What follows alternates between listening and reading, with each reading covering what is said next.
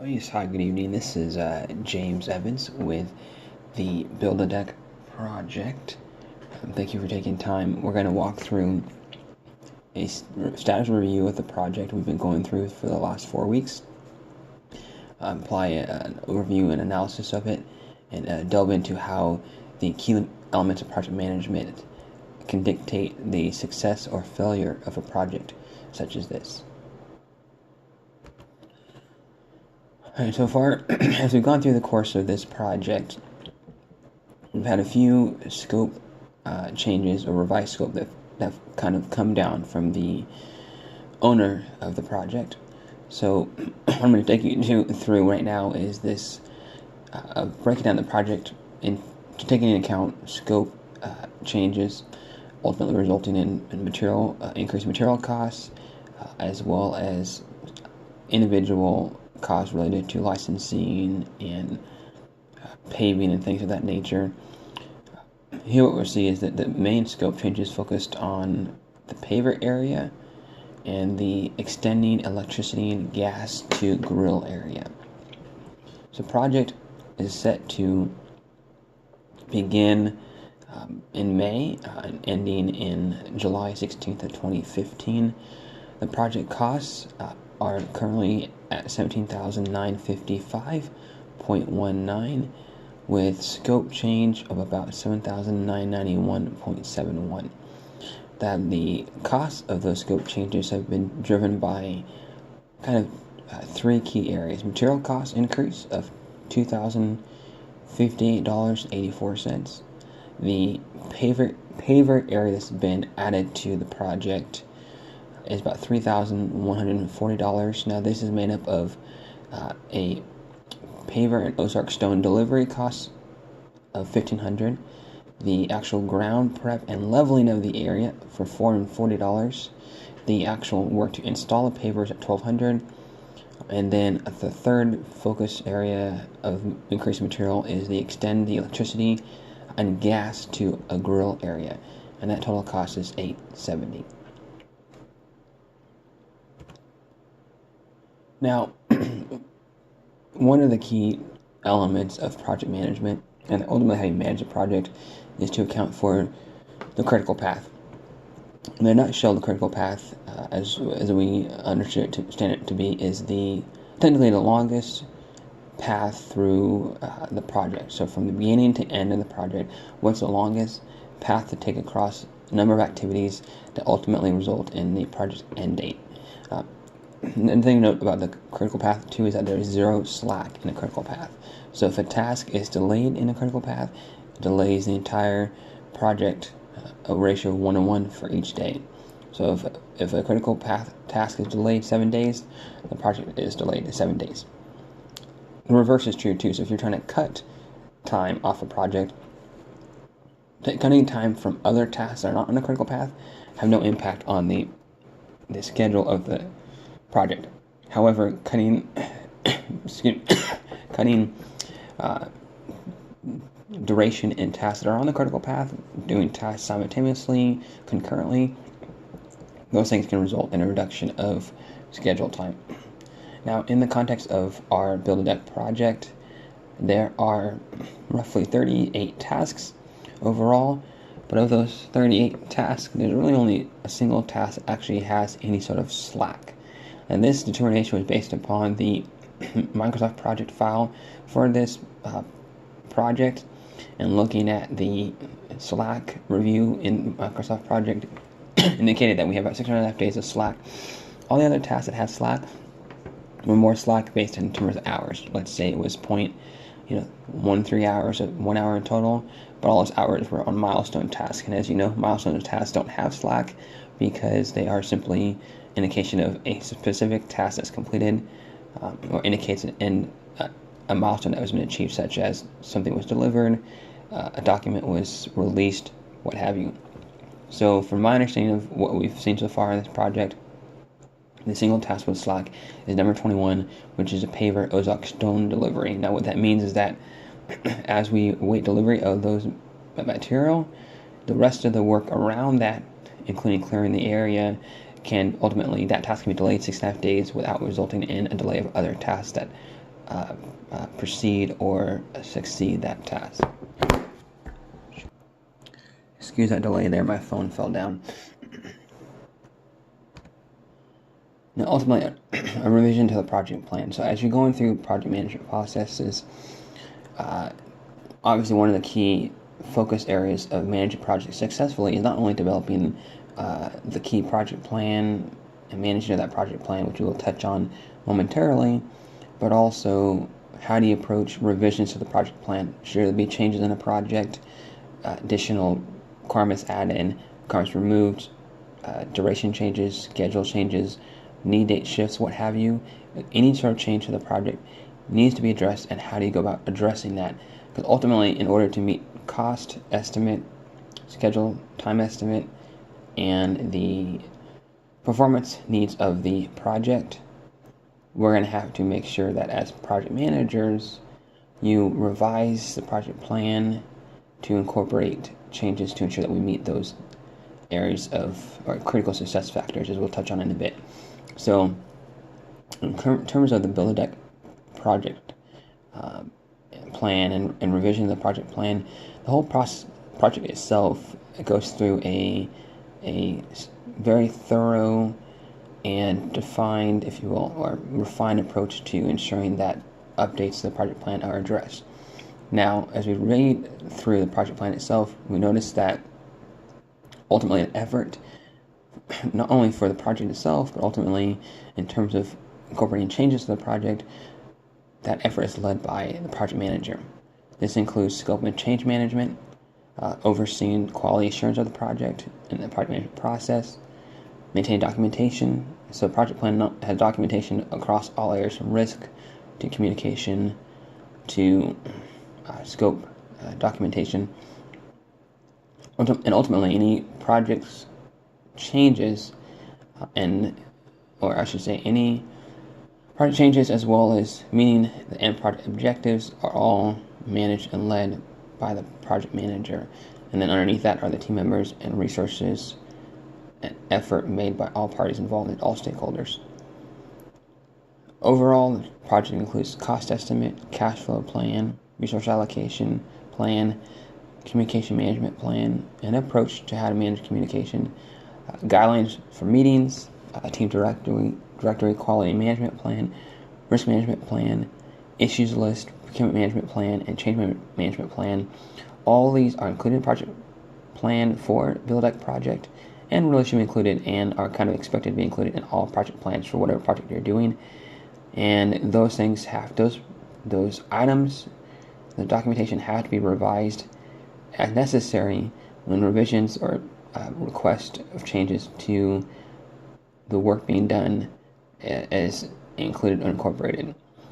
If a proposed change is put out there, is not accepted or rejected by the project manager or the customer or project sponsor, then those changes do not get incorporated because they obviously are not actually planned as part of the effort.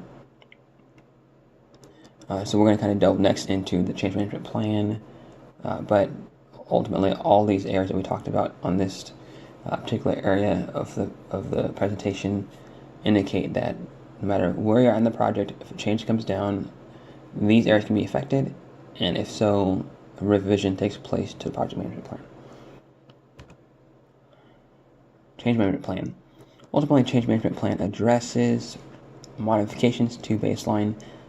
Now, the baseline is based upon deck. Now, at least in regards to the Build a Deck project, the baseline is based upon deck drawings, project scope statement, required completion date, and the budget. Now, the process that Build a Deck project goes through is that we will receive a written proposal from the customer, from you, the customer, to project manager on the team who's overseeing the project, including the details of the change. Ultimately, we allow for 2 business day response from the project manager, meaning that if it's a Friday, we don't get back to you till Monday, or it was either Monday, not back until Wednesday, Tuesday or Wednesday. And then the PM is going to provide a response that includes the project cost and contract impacts with that change. And then ultimately, the homeowner, you have the decision to make as far as do you accept or reject the ultimate analysis done by or I should say, accept or reject the change based upon the PM's analysis. If you accept the change, then that will be incorporated to the contract and we'll proceed on implementing that change on the project going forward. If the proposed cost schedule impact by the project manager proposed is rejected by you, the homeowner, then we'll continue with the current baseline as planned, or if we've already incorporated previous changes, obviously those are already incorporated, so that will continue along that path, but no additional changes are made unless something else is agreed to, new revisions agreed to, or revisions to the proposed request. Vice versa for the project manager themselves. In that regards, the PM may amend requests if rejected by you, the homeowner, and resubmit. And now, going a bit further, if a project is interrupted due to a change request, the PM does have authority to halt the construction of the deck, while negotiation of the request occurs. So by that we mean, once the request proposed, if the request being proposed is expected to drastically change or have a noticeable change on the deck, that's going to ultimately require us to halt construction so we can negotiate the change or discuss the change with you, the homeowner, before we continue forward. That is at our discretion to do so, and it's part of the way that we approach proper management of change requests, etc. Now, once changes are accepted, these revisions are baked into, become part of the project plan, ultimately with the, obviously, an expected successful outcome of the project. And part of that includes, obviously, making sure it's on time, on budget. And that focus area is still kind of the driving force behind how a project is managed. In other words, whatever changes we incorporate, if there's a change that does impact the schedule or impact the budget, we'll account for that. But then that new, quote, baseline, if you will, the new budget that we have based upon the change, the new schedule based upon the change, we'll manage according to that so that at the end of the day, when we deliver the project, it will be on time according to that new revised schedule, had the schedule been impacted by the requested change, a new revised budget. So we're still managing to that concept of on time, on budget, and on performance, which goes back to scope management. Now, on projects, ultimately, there's challenges to successful completion regardless of how well you manage a project, how well you plan the project. There are always challenges that come up. Now, I would argue, and most folks would look at it and say there's kind of three, if you will, three critical success criteria or areas that ultimately drive to a successful, unsuccessful management and delivery of project. And adhering to these three agreed parameters ensures the project or the product of the project meets its end objectives. Now, what are those three areas? And you'll hear them throughout. You've heard them throughout this presentation. You'll hear them throughout project management discussions, and when you read about project management methodology and how to manage successfully projects, they focus on three, what you call critical success factors of scope, budget, and schedule. Ultimately, scope is what outlines, identifies requirements of the project, defines the end product. Challenges range from lack of organization, undefined statement of work. So the statement of work often highlights really what the scope is, what the requirements are. But if it's too broad, then it can create issues down the road as far as scope creep, which means you're adding additional scope that wasn't planned for to the project, or additional things that go beyond this, what was understood or requested to be what the product of the project is. Also, a too high level or unrefined WBS, OBS. So WBS is a work breakdown structure which identifies the tasks to be completed, rolled up to work packages, which take into account and control accounts will take into account cost, schedule, and those the tasks, the lower level tasks are what is completed to ultimately make the project end product for the effort. OBS is organizational breakdown structure that identifies who's going to be managing different elements of the BBS, who's going to be completing certain aspects of the project. So if those are too high level or unrefined, it can also cause problems with scope management for a project. Excuse me. Budget, as well, budget obviously is to set monies or funds for the project. Challenges focus on or around areas such as allocation of resources, and so we have the right resources, right number of resources, and type at any given time for an effort on a project. Is there a lack of proper control account planning? So control account is kind of different tasks that are then filtered up to a larger set of tasks which make up a work package, and then those work packages work together to create what's control account, which is where you have kind of the management of the cost, schedule, and technical scope with all those task areas and work packages areas. If there's a lack of proper planning for that, there may be not enough funding that was set aside to cover labor, material resources, requirements, etc. And so those are some factors that can really drive budget north or south, or put a hamper on project success. And schedule, ultimately, the schedule is made up of activities to complete the project, including planned dates, duration between tasks, milestones, and resources, and challenges around ensuring schedule success is uncoordinated IMS and IMP. IMS is Integrated Master Schedule, which has schedule that incorporates all areas of project that is managed at a higher level to ensure all deliveries are met. Integrated Master Plan is kind of what helps to kind of drive the schedule and kind of the plan to manage the schedule properly. Lack of proper performance metrics, and so when you're looking at the success of a project, do you have the right metrics in place to really understand if the project is successful or going on track or on time or on budget, or you're just taking a gander or an educated guess at where you're at with the project. And ultimately, improper risk management, because risk management, if risk arises without a plan in place to address that risk, then ultimately the schedule can drastically change, as well as the cost, and those that creates a huge chaotic mess on possibly meeting the deadline for the project. The planning project. I'll try to wrap these up last portions quickly because we're running out of time. But how important is planning a project? Well, the planning process essentially is this idea that proper planning is the most critical component to being able to deliver a project that's on time, schedule, within cost, budget, and meets product requirement, which is scope.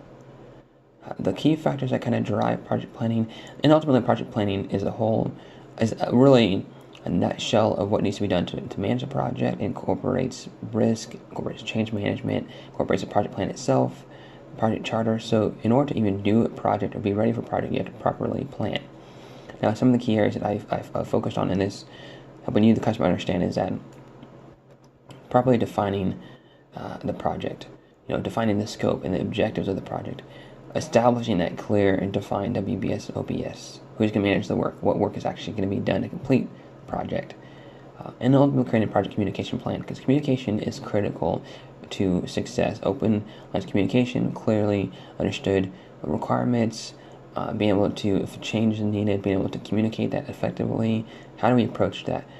Within the defining the project, you have the project charter, which basically is authority to the PM to go forward and move into initiating the project. And so having a project charter in place, ultimately estimating project time and cost. And so anywhere from a kind of top-down expertise approach to cost management, cost estimating, bottom-up approach where you kind of take the lower-level individual tasks and estimate those with the help of those that can actually perform the work, who have a good idea of what needs to be done to achieve that and meet that effort, rolling that cost up to the top. And so you cannot expect or be given a budget for a project and not actually done an estimate, both the top-down and the bottom-up. developing a project plan, anything from scope management to risk management to